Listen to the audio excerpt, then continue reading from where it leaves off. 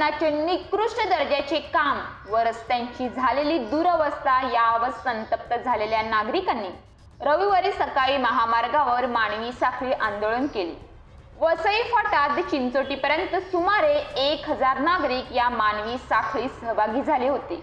वसई पूर्वेच्या भागातून मुंबई अहमदाबाद राष्ट्रीय महामार्ग गेला आहे। या राष्ट्रीय महामार्गावर प्राधिकरणाने काँक्रिटीकरण करण्याचे काम हाती घेतले आहे।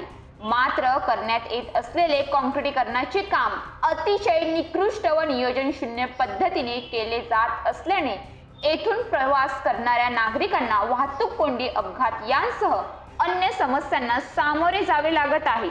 सातत्याने तक्रारी करून व महामार्ग प्राधिकरण जागे होत नसल्याने वसईतील NH48 ॲक्शन काउन्सिल या सामाजिक संस्थेच्या सदस्यांनी रविवारी राष्ट्रीय महामार्गावर मानवी साखळी आंदोलन केले।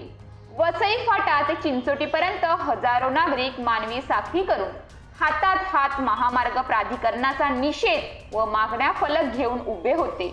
महामार्गावरील काम पाहता त्यांची दयनीय अवस्था झाली आहे। याचा मोठा फटका सर्वसामान्य नागरिक यांसह वसई विरारच्या औद्योगिक क्षेत्रालाही बसत आहे।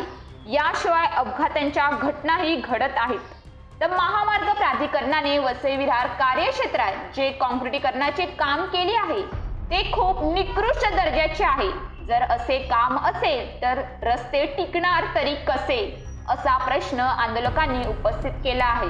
रस्त्यावरील खड्डे व काँक्रिटीकरणाचे काम प्राधिकरणाने योग्यरित्या करावे अशी आमची मागणी असल्याचे NH48 ॲक्शन काउन्सिल या सामाजिक संस्थेचे जेम्स कन्नमपुरा यांनी सांगितले।